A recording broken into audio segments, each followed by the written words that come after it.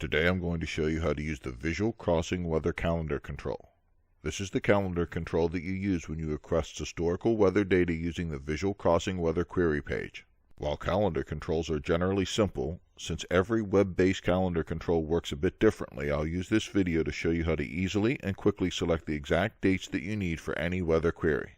The easiest use case is to open the date selection calendar by clicking on the date range entry and then simply clicking on the date you want.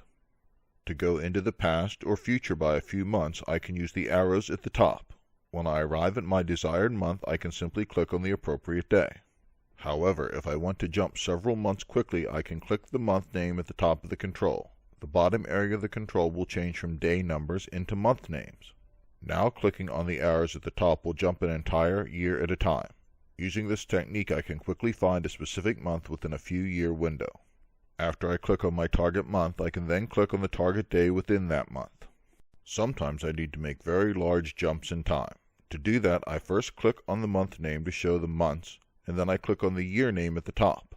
The bottom section of the control will now show each year in the given decade. The arrows in the top allow me to jump one decade with each click. In this example, I'll go back to the 1980s and choose a start date of January 1st, 1983. I first click on the desired year, and then I click on the month and the day. To set the ending date, I'll use this same technique to quickly set the end of the date range to be February 5th, 1983. You can see that this only takes a few seconds and a very low number of clicks. Now when I run the historical weather query for my location and switch to the grid view, you can see that the historical weather data is displayed for the early 1983 range that I requested. If you would like to learn more about using Visual Crossing Weather to query historical weather or other options such as weather forecasts and historical summary reports, please see our other videos and tutorials. Thank you for watching.